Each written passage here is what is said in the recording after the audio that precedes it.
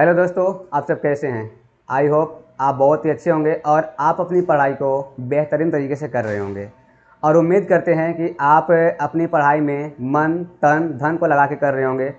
और आज आप लोगों का ग्रोथस अकादमी में स्वागत एवं अभिनंदन करता हूं। और आपको पता होगा कि हमारे इसी चैनल पर अंकित सर जो कि हिंदी को पढ़ा रहे हैं, जो बेहतरीन तरीके से पढ़ा रहे हैं, उनका जो समझाने का तरीका है बहुत ही कैजुअल है। और जो बच्चा अगर एक बार समझ लेता है, कुछ बात को मानिए कि वो बच्चा कभी भूलने का भी जिक्र नहीं करता है, इस तरीके से पढ़ाते हैं।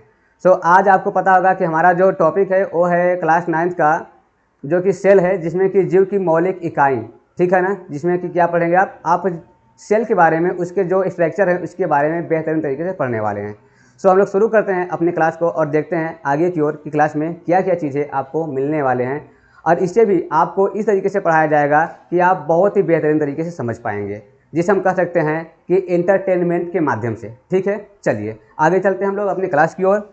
और आपका जो पहला है, सबसे पहले हम लोग समझेंगे सेल के बारे में कि सेल क्या है, इसकी खोज किसने किया, कब किया, कैसे किया, इन सभी के बारे में हम समझने वाले हैं। तो चलिए देखते हैं। आपको पता होगा कि जीवधारियों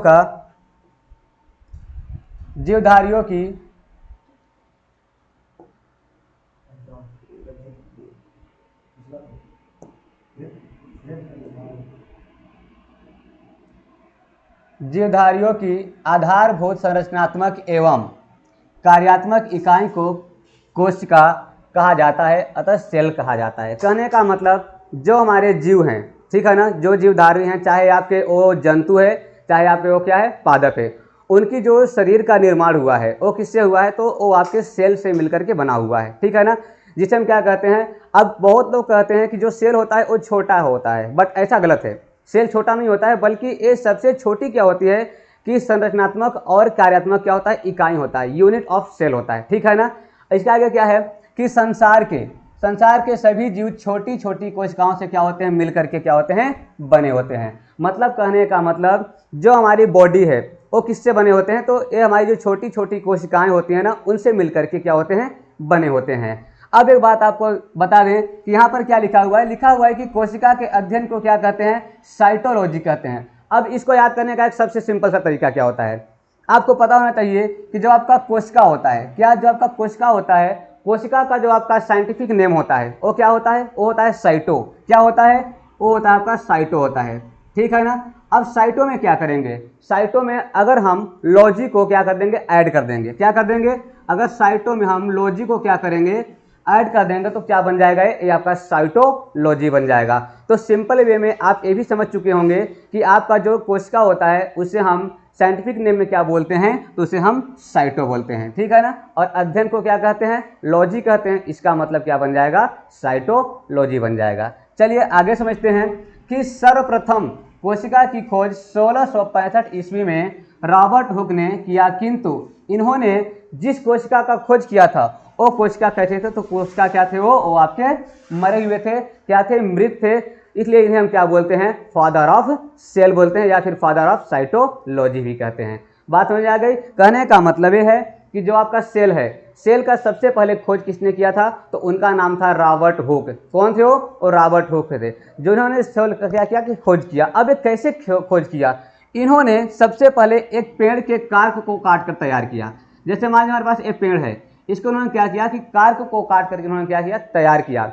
जब इसने अपने द्वारा निर्मित सूक्ष्मदर्शी से देखा, तो उसमें क्या हुआ कि जिस प्रकार से मधुमक्खी के छत्ते होते हैं, वैसे इसमें भी क्या थे, छत्ते के तरीके से क्या थे, बने हुए थे, हम प्रकोष्ठ बोलते थे। क्या बोलते थे, प्रकोष्ठ बोलते थे। उन्हीं प्रकोष्ठ को आपके रॉबर्ट हुक ने क्या कहा, सेल नाम दिया, ठीक है ना। उसे क्या नाम दिया, सेल दिया। लेकिन सबसे बड़ी बात तो ये हुआ कि वो जो सेल थे वो कैसे थे, वो आपके मरे हुए थे, मृत थे। इसके बाद 9 साल के बाद, कितने साल बाद, 9 साल के बाद एक और वैज्ञानिक आए। कितने साल बाद आए, 9 साल बाद आए, जिनका नाम था एंटोनी वॉन लीवेनहॉक। क्या नाम था उनका, उनका नाम था एंटोनी वॉन लीवेनहॉक, जिनको हम लोग शॉर्ट में बोलते हैं AW लीवेनहॉक।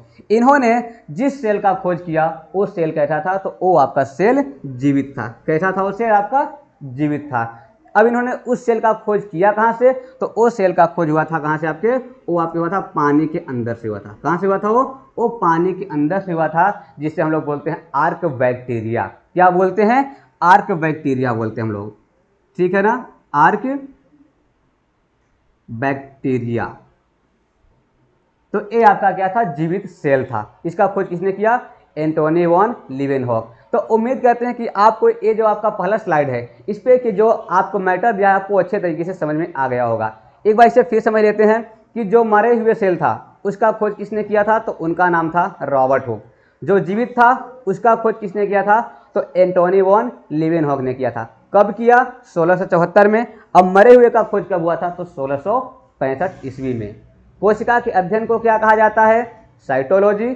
और कोशिका को अगर साइंटिफिक नेम में बोला जाए तो क्या बोलेंगे, साइटो कहेंगे। ठीक है, चलिए आगे चलते हैं और देखते हैं आगे क्या है। आगे है कोशिका सिद्धांत। आगे क्या दिया हुआ है, कोशिका सिद्धांत। अब आपको एक बात अच्छे से मालूम होना चाहिए कि जितने भी हमारे यहाँ चीज़ों का खोज हुआ है, वो चाहे आपका सजीव में हो चाहे निर्जीव में हो, उनमें लगभग 2, 3, 4 वैज्ञानिक मिलकर के ही खोज कर पाते हैं। खोज कोई और करता है, नाम कोई और देता है, उसके बारे में कोई और बताता है, उसकी गहरी अध्ययन कोई और करता है।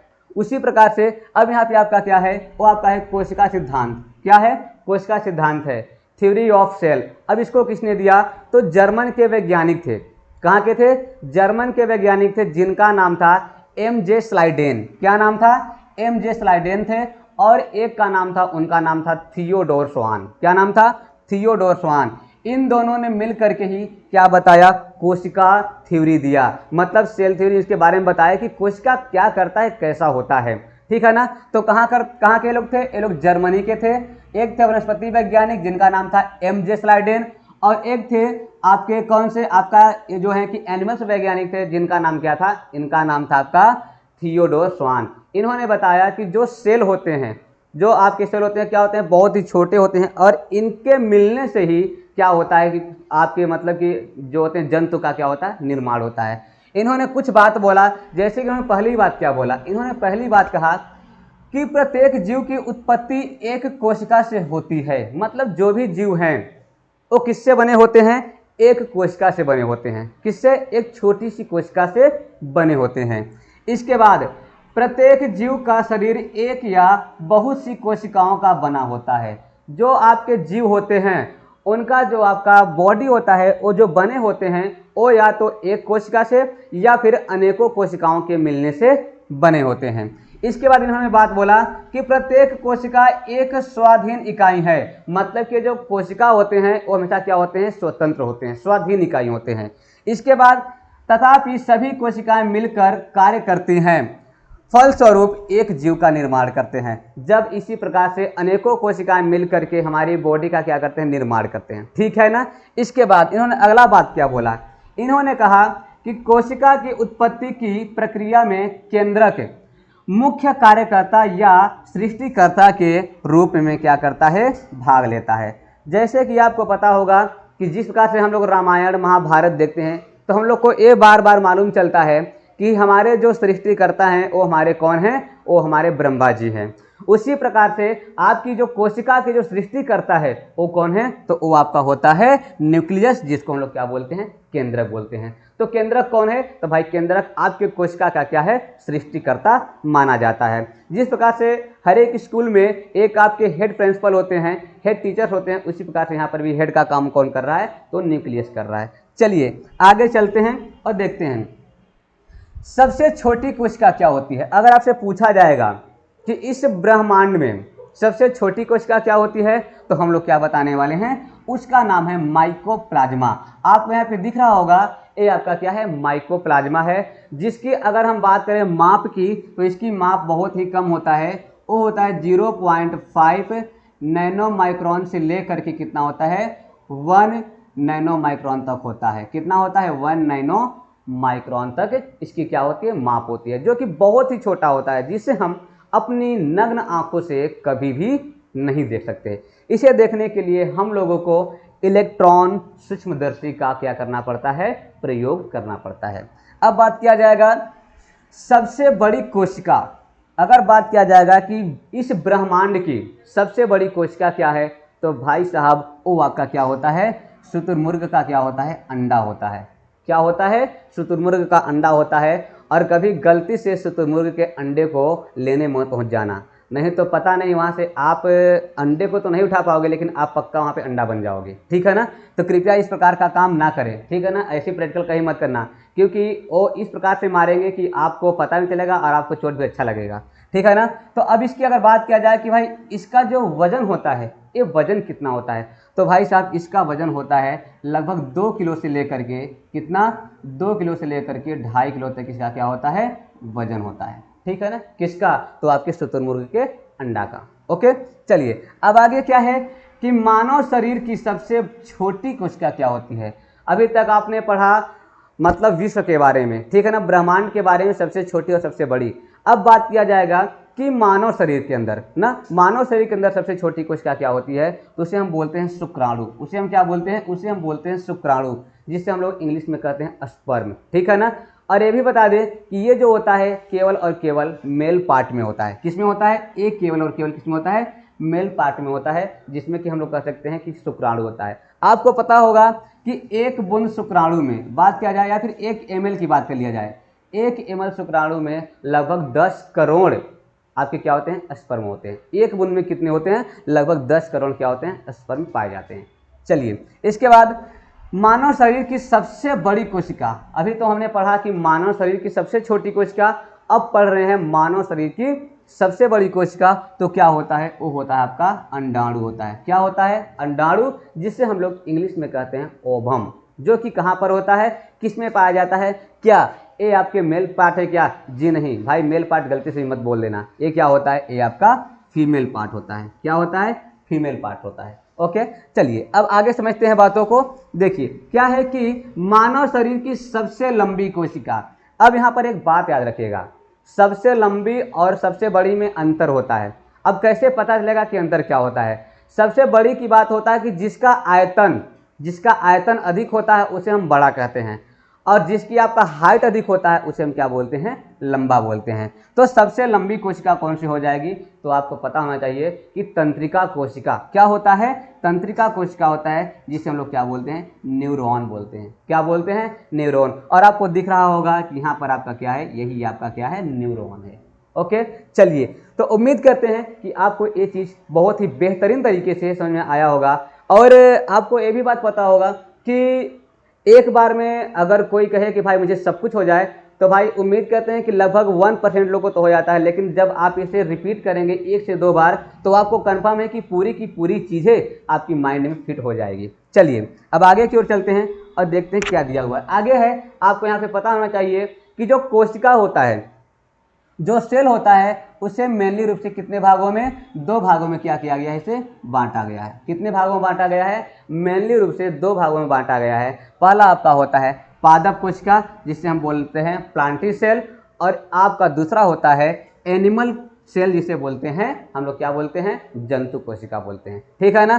तो मेनली रूप से कितने होते हैं, तो 2 ही प्रकार के होते हैं, एक आपका पादप कोशिका होता है, एक आपका जंतु कोशिका। पादप कोशिका का मतलब क्या होता है कि ऐसे कोशिका जो जगह कहाँ पाए जाते हैं, एक केवल पादप, अतः कहने का मतलब है कि पेड़ पौधे में पाए जाते हैं। कहाँ पर पाए जाते हैं, ये आपके पेड़ पौधे में पाए जाते हैं, ठीक है ना। इसे हम क्या बोलेंगे, इसे हम पादप कोशिका बोलेंगे। और जो हमारे किसमें, जो हमारे जानवरों में, किसमें, जानवरों में पाए जाएंगे, इसे हम क्या बोलेंगे, जंतु कोशिका। तो कहेंगे सर जंतु का मतलब क्या होता है, जानवर होता है, जी हाँ जानवर। अब ऐसा नहीं कि जानवर से बड़े ही होते हैं, जानवर छोटे भी होते हैं, कीड़े मकोड़े भी क्या है, जंतु के अंतर्गत आते हैं। अगर बात किया जाएगा कि हम लोग क्या हैं, तो भाई साहब हम लोग एक प्रकार से जानवर ही हैं, हम लोग जंतु ही हैं, ठीक है ना, हम लोग पादप नहीं हैं। चलिए अब आगे की ओर चलते हैं और चीज़ों को समझते हैं ध्यानपूर्वक। चलिए क्या है कि कोशिका झिल्ली के बारे में, सेल मेम्ब्रेन्स के बारे में हम लोग अब समझने वाले हैं। किसके बारे में समझने वाले हैं, सेल मेम्ब्रेन्स के बारे में हम लोग समझने वाले हैं कि सेल मेम्ब्रेन्स क्या होता है। चलिए ध्यान दीजिएगा।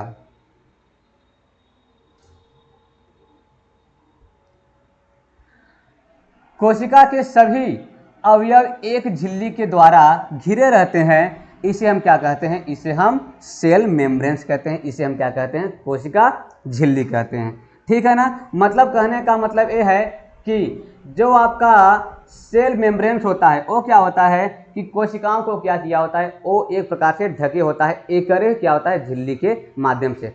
अब समझिएगा बातों को कि जैसे हम लोग गए मार्केट के अंदर और गलतीवश हमने क्या किया कि हमारा जो बैग था वो हमने क्या किया, घर पे भूल गया। अब मार्केट जाने के बाद हमें लेना था, आलू भी लेना था, टमाटर भी लेना था, प्याज भी लेना था और भी सब्जियां हमें लेना था, लेकिन हमारे पास तो भाई थैला तो था नहीं, मेरे पास तो बैग था नहीं।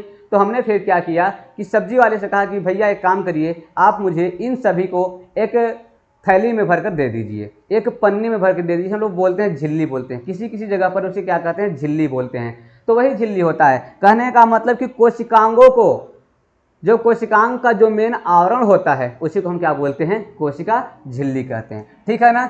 यह क्या होता है कि यह जंतु तथा पादप दोनों में पाया जाता है। ये कहाँ कहाँ पाए जाते हैं, तो ये आपके जंतु में भी पाए जाएंगे और आपके पादप में भी पाए जाते हैं। ठीक है ना। यह कोशिका के अंदर जाने वाले पदार्थों का क्या करता है, नियंत्रण करता है। मतलब कहने का तात्पर्य यह है कि जैसे आपको पता होगा कि कभी कभी हम लोग को हैंड में या फिर ऑल बॉडीज पे कहीं भी हम लोग को जब चोट लग जाता है तो उसे ठीक करने के लिए हम लोग मलहम का प्रयोग करते हैं। अब मलहम का प्रयोग करते हैं तो भाई साहब वो मलहम तो हम लोग ऊपर लगाए हैं, अपने हैंड के ऊपर लगाए हैं, लेकिन वो मलहम अंदर गया कैसे, तो भाई साहब यही कोशिका झिल्ली क्या करता है, उसका नियंत्रण करता है कि जो हमारे लायक चीज़ें होंगे उसे अंदर करेगा और जो हमारे लिए हानिकारक चीज़ें होंगी बॉडी के लिए उसे क्या करेगा, वो बाहर करने का काम करता है। तो ये काम कौन करता है, ये आपका कोशिका झिल्ली ये काम करता है। ठीक है। आगे समझिएगा कि जो कोशिका झिल्ली होता है ना वो कैसा होता है, वो आपका अर्ध पारगम्य होता है। कैसा होता है आपका, वो आपका अर्ध पारगम्य होता है। ठीक है। इसी के वजह से क्या करता है कि ये हमारे लाभदायक चीज़ों को अंदर और हानिकारक चीज़ों को बाहर करने का क्या करता है, कार्य करता है। इसके बाद क्या है कि इसका मुख्य कार्य कोशिका के अंदर जाने वाले एवं अंदर से बाहर आने वाले पदार्थों का निर्धारण करना होता है। अभी मैंने आपको ये बात पहले बता दिया था कि इसका कार्य क्या होता है, जो लाभदायक होता है उसे अंदर और जो हानिकारक होता है उसे बाहर करने का भी कार्य करता है। इसके बाद आपको एक बात यहाँ पे बता दें कि जो आपका कोशिका झिल्ली होता है वो किससे बना होता है, तो वो आपका बना होता है फास्फोलिपिड प्रोटीन से बना होता है।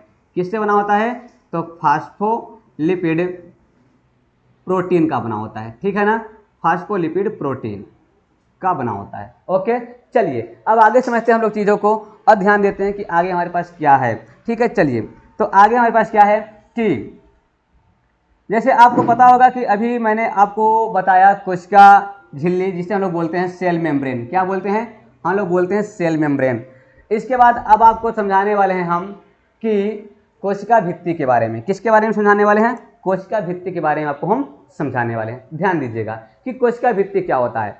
सबसे बड़ी बात तो ये होती है ना कि जो कोशिका भित्ति होता है ना वो हम लोगों के बॉडी में नहीं पाए जाते। कहने का मतलब कि आपके जंतु सेल जो होते हैं, जंतु में आपके क्या होते हैं, ये आपके कोशिका भित्ति नहीं पाए जाते हैं।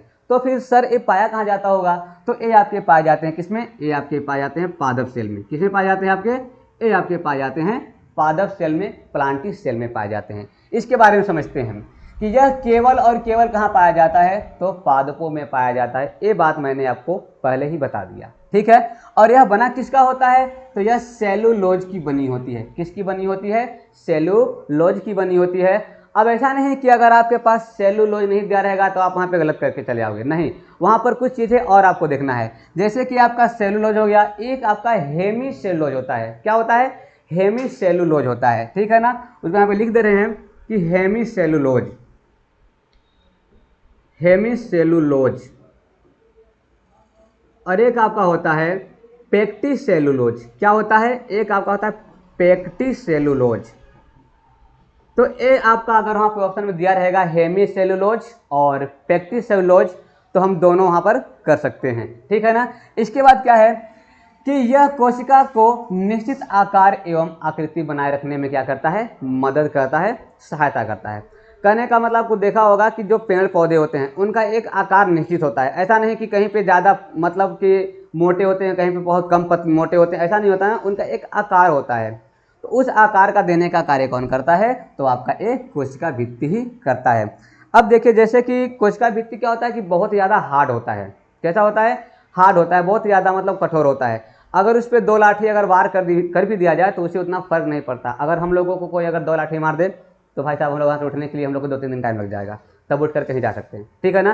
क्यों? क्योंकि हम लोगों में क्या नहीं पाया जाता है, हम लोगों में सेल वॉल नहीं पाया जाता है, जो कि केवल और केवल पादपों में पाया जाता है। इसके बाद क्या है कि यह पेड़ों को कठोर भी प्रदान करता है, मतलब कठोरता। मैंने आपको बताया था ना कि अगर हम लोग को अगर कोई कहेगा तो भाई हम लोग क्या करेंगे, हम लोग बैठ जाएंगे, लेकिन पेड़ भाई साहब इसमें क्या है, कठोरता है। ये कठोर कौन कर रहा है उसको, तो सेल वॉल कर रहा है, तो उसे कुछ नहीं होने वाला, ठीक है। अब ध्यान दीजिएगा कि जंतुओं में क्या लिपिड और प्रोटीन, अभी मैंने आपको पहले ही बताया था कि फास्फोलिपिड क्या होता है कि जिससे कि कोशिका झिल्ली बना होता है ना, सेल मेम्ब्रेन बने होते हैं, या तो लिपिड कहेंगे या फिर प्रोटीन कहेंगे। आगे क्या है, पादप। पादप में क्या पाए जाते हैं, सेलुलोज। क्या पाए जाते हैं, सेलुलोज या फिर हेमी सेलुलोज या फिर पैक्टिस सेलुलोज पाए जाते हैं।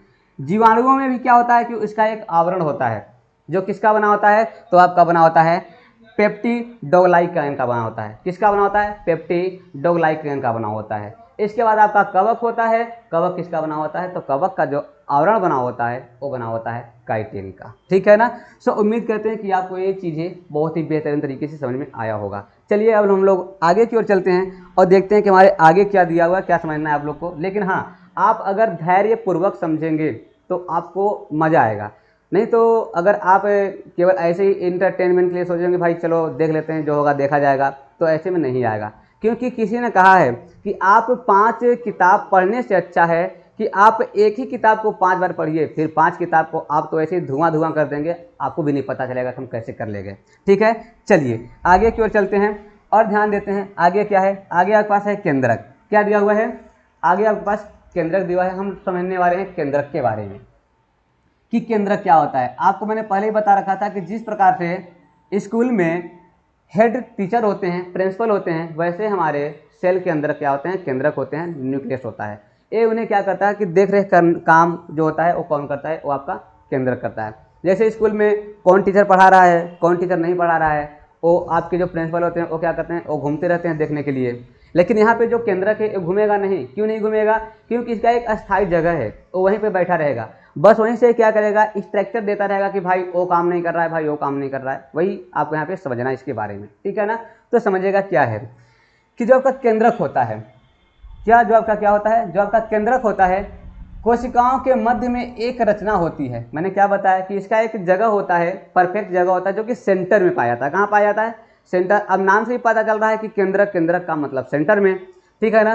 तो कोशिकाओं के मध्य एक रचना होती है जिसे हम क्या कहते हैं, केंद्रक कहते हैं। क्या बोलते हैं, केंद्रक कहते हैं, जिसे हम लोग इंग्लिश में क्या बोलते हैं, न्यूक्लियस बोलते हैं, ठीक है ना। अब ऐसा नहीं है कि एक केवल कोशिका में पाए जाते हैं, ऐसा नहीं है। अब इसे कहेंगे सर ये तो केवल कोशिका में पाए जाते हैं ना, ये तो पत्थर में और जो मतलब कि निर्जीव चीज़ें हैं उसमें तो नहीं पाए जाएंगे। नहीं, वहाँ भी पाए जाते हैं, क्योंकि वो भी क्या है कि वो भी आपके पहले किसके, उसमें जो सेल थे, जीवित थे, वो तो बाद में मरे हुए हैं ना, बाद में मृत हुए हैं, इसका मतलब वहाँ पर भी पाए जाते हैं। यह पादप कोशिका तथा जंतु कोशिका दोनों में पाया जाता है। यह चाहे आपके पेड़ पौधे होंगे, चाहे आपके जंतु जानवर होंगे, इन दोनों में क्या होते हैं कि आपके केंद्रक पाए जाते हैं। इसके बाद यह कोशिका का सबसे प्रमुख अंग होता है। सबसे अगर इम्पोर्टेंट अगर कोई कोशिका का कोशिकांग है तो कौन सा हो जाएगा आपका, वो आपका केंद्रक ही होता है, ठीक है ना। क्योंकि यह कोशिका के प्रबंधक के रूप में क्या करता है, कार्य करता है। किसके रूप में, प्रबंधक के रूप में कार्य करता है। इसके लिए प्रबंधक होते हैं ना, वैसे यहाँ का प्रबंधक कौन है, तो आपका ये आपका न्यूक्लियस ही है, ठीक है ना। यानी कि उसको नियंत्रित करने का कार्य कौन करता है, तो आपका केंद्रक करता है। आगे समझिएगा कि इसे कोशिका का दिमाग भी कहा जाता है, mind of the cell. Mind of the cell किसे बोलेंगे, तो हम लोग किसे कहेंगे, न्यूक्लियस को कहेंगे, केंद्रक को कहेंगे। जैसे होता है कि भाई सेल के अंदर अलग अलग प्रकार से नाम दिया जाता है, जैसे कि पावर हाउस, या फिर जिसे हम क्या कहते हैं कि हेड मास्टर, जिसे हम कहते हैं ट्रैफिक पुलिस, जिसे हम कहते हैं सुसाइड बैग। तो इसी प्रकार से सबका एक अलग अलग होता है। तो यहाँ पर भी आपका क्या है कि आपका जो हेड मास्टर का कार्य कर रहा है, ठीक है ना, जो आपका यहाँ पे प्रबंधक का कार्य कर रहा है, वो कौन कर रहा है, तो आपका केंद्रक ही कर रहा है, ठीक है। इसके बाद क्या है कि इसकी खोज रॉबर्ट ब्राउन ने किया था, और कब किया था, 1831 ईस्वी में किया था। तो कब किया था, रॉबर्ट ब्राउन ने किया था 1831 ईस्वी में। अब इसे याद करने का एक बड़ा ही इजी तरीका आपको हम बता रहे हैं। आप तो मैथ में इतने भी गए गुजरे तो नहीं होंगे कि आपको जोड़ नहीं आता होगा, जोड़ तो आता ही होगा। आपको अच्छे से मालूम होगा कि जब हम 8 में 3 जोड़ते हैं तो कितना आता है, 11 आता है, अच्छे से मालूम होगा। बस कुछ नहीं करना है। अब 8 और 3 को एक जगह पे रखिए साथ में, 8 और 3 को कहाँ रखेंगे, एक जगह रखिए, और एक एक को आगे और एक एक को पीछे कर दीजिए। मिल गया, बन गया आपके पास कि आपका केंद्रक का खोज कब हुआ था, तो 1831 ईस्वी में हुआ था। वेरी इजी तरीका है। अगर आप चीज़ों को अगर रिलेट करके पढ़ेंगे तो भाई साहब उसका तो भाई मज़ा ही कुछ अलग होता है, जो कि हम खुद यहाँ पे भी क्या नहीं कर सकते, उसका व्याख्यान कर सकते हैं। ठीक है ना। चलिए आगे क्या है, इसमें डीएनए और आरएनए और गुणसूत्र पाए जाते हैं। अब भाई साहब यहाँ पर एक सबसे बड़ी बात, अब यहाँ से एक क्वेश्चन बहुत ज़बरदस्त बनता है जहाँ पे लोग फंस भी जाते हैं। कह रहा है कि केंद्रक में क्या क्या पाए जाते हैं, तो भाई डीएनए पाए जाते हैं, आरएनए पाए जाते हैं और गुणसूत्र पाए जाते हैं, जिसे हम लोग बोलते हैं क्रोमोजोम। लेकिन एक क्वेश्चन बनने का तैयारी हो चुका है कि डीएनए केंद्रक के अलावा भी कहीं और पाए जाते हैं, यही कोशिकांग में ही, तो कहाँ पर पाए जाते हैं, तो भाई साहब उसे हम आगे समझाने वाले हैं। लेकिन पहले आपको बता दे रहे हैं कि वो पाया जाता है माइटोकॉन्ड्रिया के अंदर में। ठीक है। चलिए अब आगे हम लोग देखते हैं कि इसमें 70 से 80% तक प्रोटीन होता है, 10% आपके डीएनए होते हैं, 2 से 3% आपके आरएनए होते हैं तथा 3 से 5% के बीच लिपिड पाए जाते हैं, जिसे हम लोग प्रोटीन कहते हैं। क्योंकि आपने बहुत पहले ही अच्छे तरीके से समझ लिया था कि भाई ये लिपिड क्या होता है, प्रोटीन क्या होता है, ये तो आप जान ही चुके हैं। अब बात करेंगे कि डीएनए का पूरा नाम क्या होता है। क्या होता है कि डीएनए का पूरा नाम क्या होता है, तो इसका पूरा नाम होता है डीऑक्सीराइबोन्यूक्लिक एसिड। क्या होता है, डीऑक्सीराइबोन्यूक्लिक एसिड। इसके बाद आपका आता है आरएनए। क्या आता है, आरएनए। तो आरएनए का पूरा नाम क्या होता है, इसका होता है राइबोज न्यूक्लिक एसिड। ओके। चलिए अब आगे की ओर चलते हैं और चीज़ों को समझते हैं ध्यानपूर्वक। ठीक है। चलिए अब आपको तो ये भी अच्छे से मालूम होगा कि भाई साहब ये आपका जो सेल चैप्टर है, ये आपका जो है ना कि बायोलॉजी का अगर बात किया जाए तो बायोलॉजी का अगर जन्म करता कोई है तो आपका सेल ही है। अगर हमारे बायोलॉजी का जन्म हुआ है कहीं से तो ये आपके सेल से हुआ है। बहुत लोग तो बोलते हैं कि सर मैंने तो सेल अभी तक देखा ही नहीं है। अरे भाई साहब ठीक है। तो चलिए आज के लिए इतना ही, और हम लोग फिर देखते हैं कल, और उम्मीद करते हैं कि आपको वीडियो बहुत ही बेहतरीन लगा होगा। सो आप लोग हमारे वीडियो को इसी प्रकार से प्यार दिखाते रहेगा। जय हिंद, जय भारत।